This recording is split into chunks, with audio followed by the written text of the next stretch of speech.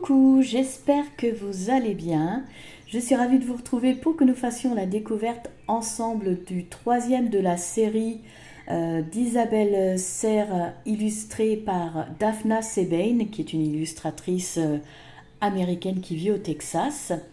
Donc l'oracle du silence des âmes, dont les deux précédents étaient, je les ai préparés, donc je vais pouvoir vous les montrer. Le premier, l'oracle de la voix des âmes, et le second, l'oracle du cri des âmes. D'ailleurs, je me suis dit que j'allais faire une vidéo pour vous les présenter les trois, comme ça on pourra bien voir le travail qu'on peut faire avec.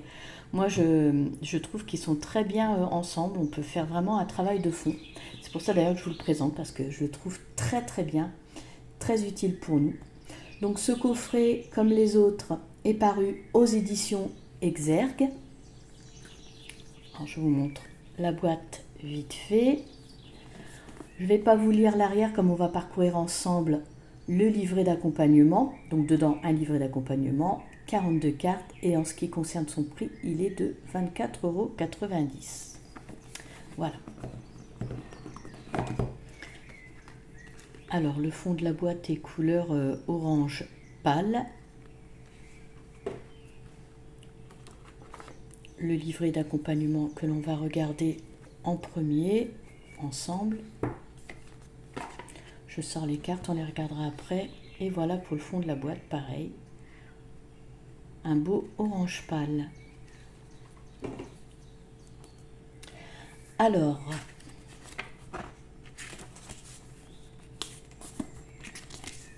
une petite dédicace au départ. Alors toujours la même pour Isabelle. Donc alors à Victoire, à Ménaël, et là en plus à tous nos ancêtres. Voilà, parce que ça colle avec le thème du coffret. Donc ici, en fait, Isabelle débute par le commencement, la base. Elle commence par un paragraphe qui nous explique que pour comprendre le karma transgénérationnel, il faut être... c'est important d'être sensible au principe de réincarnation. Voilà. D'ailleurs, je vais vous lire cette première page parce que tout est bien expliqué et bien dit. Je ne ferai pas mieux. Donc voilà. Donc pour comprendre le karma transgénérationnel, il est très important d'être sensible au principe de la réincarnation. Donc notre âme se réincarne de vie en vie auprès de différentes personnes pour vivre différentes expériences. Lors de son incarnation, l'âme intègre une famille, c'est sa famille terrestre. Elle porte en elle deux types de karma. Donc son karma personnel qui est le fruit de ses anciennes vies, mais aussi le karma transgénérationnel qui correspond aux mémoires qui se transmettent de génération en génération. Le karma transgénérationnel est l'énergie de la famille terrestre, c'est l'énergie qui influence chaque membre de la famille. On parle aussi de karma familial, il peut être négatif et transmettre des blocages, des peurs, des schémas de fonctionnement, de pensée et relationnels perturbants.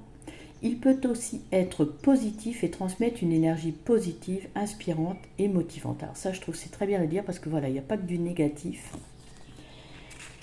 Et puis après, bien sûr, au-delà de tout ça, c'est bien de le préciser, nous gardons toujours notre libre arbitre, bien sûr. Voilà. Alors ensuite, elle nous explique qu'elle a créé cet oracle pour que nous puissions communiquer avec nos ancêtres, même ceux que l'on n'a pas forcément connus, car en fait nous partageons ensemble l'énergie du karma familial. Voilà. Et cette communication va nous aider à comprendre l'influence du karma familial de nos énergies et de notre quotidien. Alors c'est-à-dire que si nous avons des blocages, des peurs, des schémas de fonctionnement, etc., mais on l'a vu aussi, le karma familial peut être positif.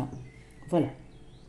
Et donc ça, pour nous aider à nous questionner sur ce qui est essentiel pour nous. Ensuite, nous voyons qu'il y a 5 règles d'or à respecter pour communiquer avec nos ancêtres. Donc je vous fais le petit résumé. Donc en premier, ne pas les juger, ne pas les diaboliser, être toujours bienveillant. Le deuxième point, donc nous exerçons une influence sur notre karma familial. C'est une énergie qui est active, qui est en mouvement. Donc par nos actions et nos décisions, nous modifions le karma familial de façon positive ou négative. Ensuite, en 3, donc on doit se détacher du besoin de sauver l'énergie du karma familial. On peut pas libérer tout le monde, voilà. Déjà, travailler sur soi, son propre bonheur, ce sera déjà bien, ce sera le meilleur moyen d'agir sur le karma familial. Ensuite, quatrième point, donc il est important d'être dans un espace calme, de s'ancrer, d'être à 300% dans l'instant au moment du tirage pour voilà, lâcher prise, vivre pleinement le moment et accueillir les messages. Voilà. Et le dernier point, donc le cinquième, donc il est important, elle le dit, d'écrire nos ressentis, nos pensées, nos émotions et nos sensations physiques aussi, parce que tout cela nous donne des informations complémentaires. Et puis des fois, un tirage, lorsqu'on le fait, on peut très bien ne pas comprendre tout de suite les messages. Donc c'est bien noté pour après pouvoir y revenir et comprendre mieux les messages qui nous ont été donnés lors du tirage. Voilà. Alors ensuite, ici on voit ce que chaque carte comporte. Donc chaque carte comporte 6 messages, informations et conseils. Alors je vais revenir après là, je vais vous montrer une carte comme ça, ce sera plus concret. On va prendre, tiens, la carte de l'autorité abusif. Donc vous voyez, il y a des paragraphes différents. Donc ancêtre femme, ancêtre homme. Donc là, c'est si c'était, si c'est lors de votre tirage un ancêtre femme ou homme, donc c'est forcément, donc il a fait partie de soit de votre lignée maternelle ou paternelle. Vous avez pu le connaître ou non. Il a pu s'incarner avant vous. Donc là, vous allez avoir des informations sur cet ancêtre. Ensuite, le conseil transgénérationnel. Donc tout ça, ce sera toujours pour chaque carte. Le conseil transgénérationnel, donc là, c'est un message, un conseil provenant du karma familial pour que, en fait, on puisse créer une nouvelle relation avec les énergies de notre famille. Ensuite, ici, vous avez prénom important de la lignée. Donc là, ce sont des prénoms de personnes qui ont soit fait partie de notre famille, soit joué un rôle important auprès de nos ancêtres. Ce sont des âmes qui peuvent devenir des protecteurs que l'on peut appeler lorsqu'on a besoin d'un conseil, d'un soutien ou d'un signe. Ensuite, nous avons date importante de la lignée. Donc là, comme son nom l'indique, ce sont des dates importantes là pour nos ancêtres qui ont été en fait des dates qui ont été récurrentes sur plusieurs générations. Et le dernier paragraphe, voilà, on y arrive. Donc message divinatoire de la lignée. Donc là, c'est un message transmis par notre karma familial.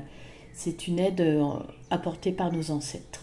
Voilà, pour vous résumer cette partie ici. Ensuite, donc après cette introduction, nous arrivons au sommaire avec les cartes.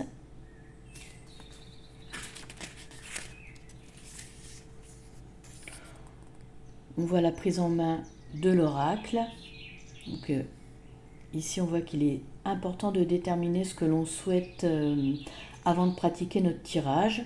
C'est primordial de cibler. Donc, est-ce que l'on souhaite communiquer avec un ancêtre? Est-ce qu'on souhaite avoir une information sur une date? Est-ce qu'on souhaite connaître le prénom d'un ancêtre qui pourra nous aider?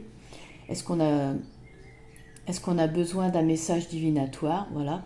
Et puis après, du coup, une fois qu'on a déterminé cela, on peut effectuer notre tirage et puis ensuite aller se référer à la partie concernée dans le livret pour avoir nos réponses. Voilà. Après, bien sûr, comme d'habitude, libre à vous d'utiliser comme vous le ressentez cet oracle. Soyez à l'écoute de vos ressentis, c'est très important. Voilà.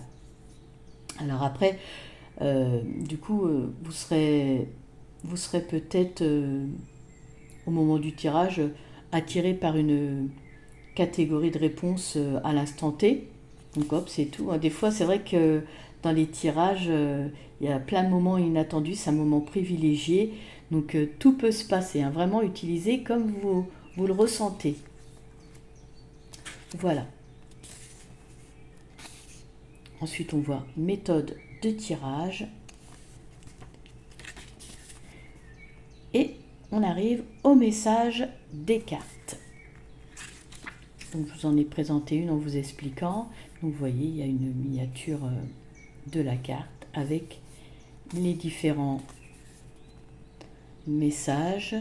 Donc, soit ancêtre femme ou homme, conseil transgénérationnel, prénom important, date importante de la lignée, message divinatoire de la lignée. Voilà. Et tout cela pour chaque carte.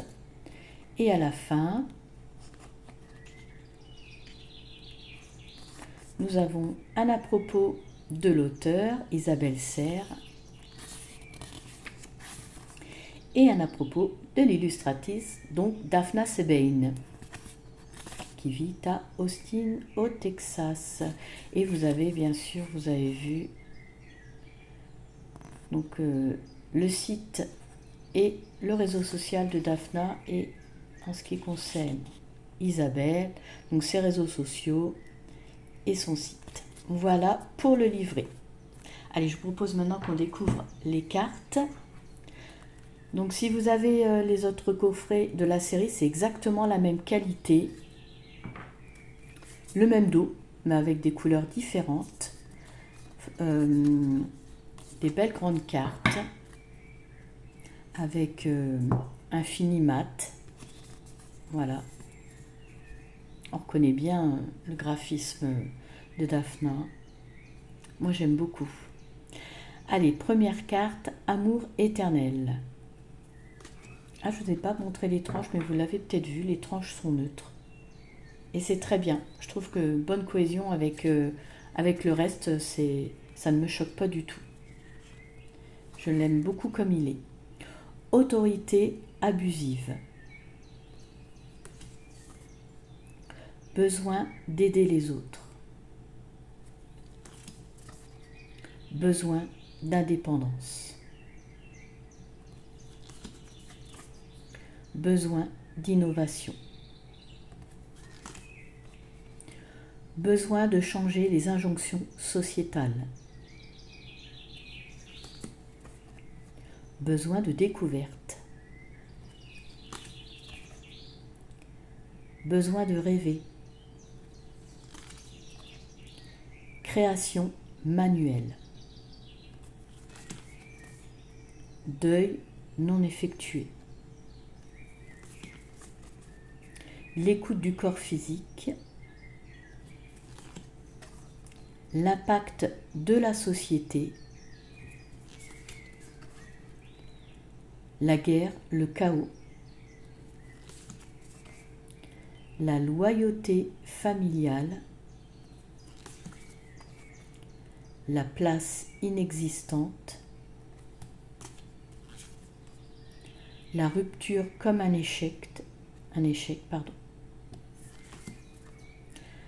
La sécurité matérielle. La tromperie. La violence. Le contact avec la nature. Le contact avec les animaux. Le foyer comme conco.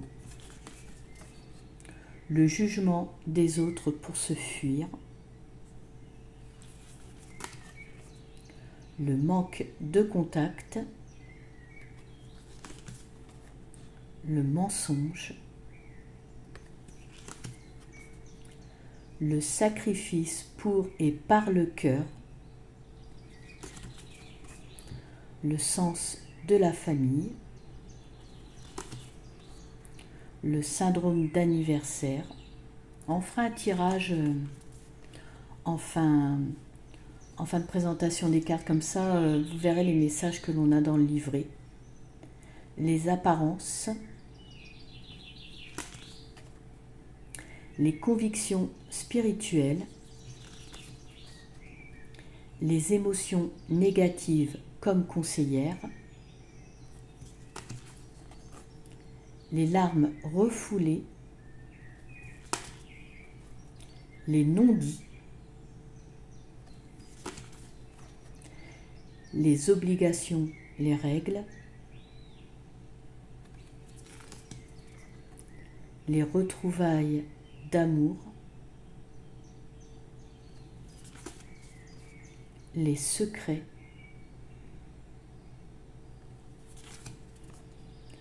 organisation oppressante,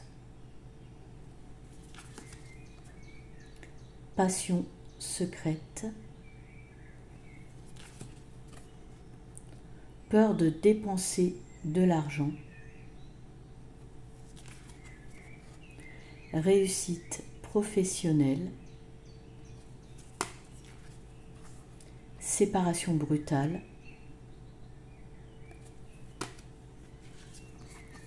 et la dernière, talent inachevé. Alors je suis sûre qu'en regardant les cartes, il y en a qui doivent vous parler. C'est en ça que je trouve que, enfin, comme tous les oracles d'Isabelle, ils sont très intéressants. On peut vraiment faire un super travail sur nous pour notre évolution. Vraiment. Allez. On va voir s'il y a une carte qui vient. Non, j'en choisirai une au hasard. C'est juste pour vous montrer des informations intéressantes, importantes que le livret peut nous délivrer. Est-ce qu'il y en a qui vient? Pas. Hop, celle-là ne veut pas rentrer. Ben écoutez, on va prendre celle-ci. Le manque de contact. Allez, hop. Je vais la laisser à Gaïa. Le manque de contact. Alors, donc pas de numéro sur les cartes, vous avez vu. Donc du coup, on se réfère au sommaire. Le manque de contact. Page 143.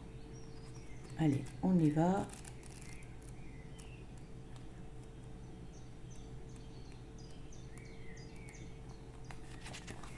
On y arrive donc. En ce qui concerne l'ancêtre femme, donc j'ai toujours été une femme solitaire. Je passais beaucoup de temps seule dans ma demeure. Je n'avais pas d'amis et je ne cherchais pas à en avoir. Je détestais les contacts à distance, alors je ne prenais pas forcément de nouvelles des autres. Cela ne veut pas dire que je ne pensais pas à eux, mais cela me demandait beaucoup d'efforts de faire le premier pas vers les autres. Donc j'étais seule. Je n'étais pas malheureuse, mais bien au contraire. J'avais toujours quelque chose pour m'occuper. J'aimais ces moments de solitude et surtout, je ne prenais pas le risque d'être déçue ou d'être trahie. Ce n'est que maintenant que j'ai compris pourquoi la solitude était une amie si fidèle. Les membres de notre lignée sont fortement marqués par la blessure de rejet. Beaucoup de nos ancêtres ont été rejetés. Cela n'était pas du tout justifié, mais ils étaient mis de côté et n'étaient absolument pas considérés. Alors, au fur et à mesure des générations, nous avons créé une grande carapace et nous nous sommes protégés des autres. Je n'ai jamais ressenti le manque des autres, mais je pense que mes après-midi auraient pu être plus colorés si j'avais eu des personnes avec qui les partager. Je sais que tu as cette même blessure et je sais que tu aimes aussi être seul. Mais si je peux te donner un conseil, ose aller vers les autres. De très beaux moments sont à la clé. Ensuite, si cet ancêtre était un homme, donc j'ai perdu un ami très cher, je le considérais comme un frère. Son décès était brutal et j'avoue que je ne m'en suis jamais remis. Cela a été très compliqué d'encaisser et j'ai décidé de ne plus m'attacher. Je n'arrivais plus à être proche des autres et à créer des liens forts et profonds. Liens forts et profonds. J'étais terrorisée de perdre de nouveau des êtres que j'aimais profondément. Je me suis enfermée comme dans un vrai mutisme et je ne partageais plus avec les autres.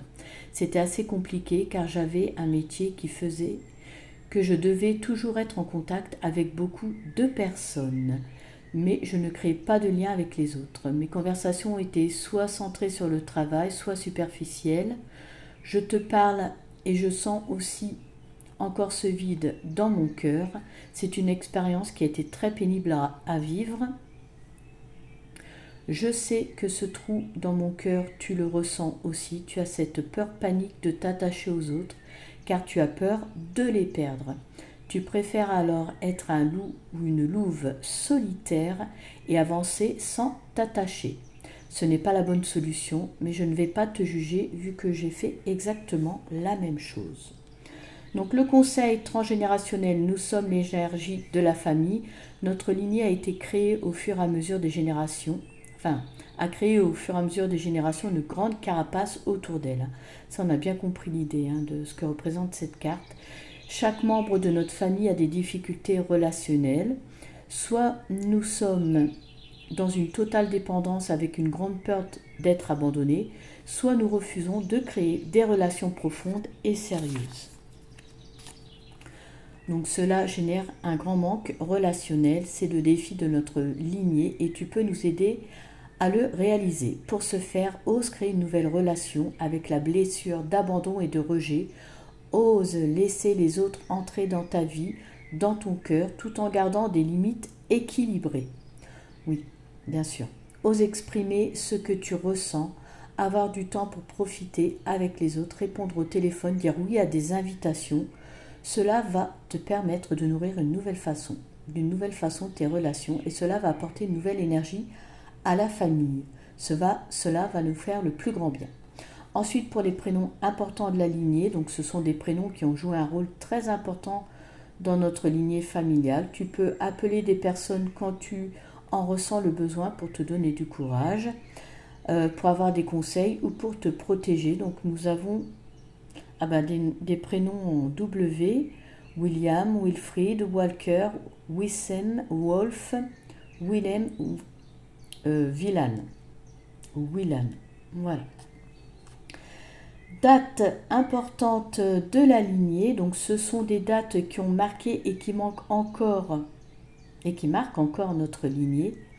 Utilise ces dates pour mettre en place des choses très importantes pour toi. Le mois de février et le mois de novembre, le 13 de chaque mois, le 2 janvier, le 21 juillet, le 20 novembre, le 21 novembre et le 11 décembre. Et pour finir, le message divinatoire. Donc il y a une personne de ton passé qui va reprendre contact avec toi d'ici à 3 mois. C'est une personne avec qui tu as eu une relation intense mais dans laquelle tu n'arrives pas à exprimer ce que tu ressentais. Cela a créé de grands conflits. Cette personne a besoin de te parler, elle a besoin d'avoir des explications. Elle ne sera pas dans l'attaque, bien au contraire. Elle a besoin de comprendre beaucoup de choses. Prends le temps de communiquer avec cette personne. C'est une conversation qui va être riche d'enseignements et qui va t'aider à prendre conscience de ce que tu apportes à tes relations. Cela va t'aider à modifier une relation actuelle qui est très importante pour toi, mais dans laquelle tu n'arrives pas à prendre ta place. Cela va t'aider à te remettre en question de façon positive. Donc voilà, vous voyez, il y a quand même plein d'informations à chaque fois que vous tirez une carte. Donc, écoutez, cette vidéo touche à sa fin. J'espère qu'elle vous aura plu. N'hésitez pas à liker, à me faire part de vos ressentis en commentaire.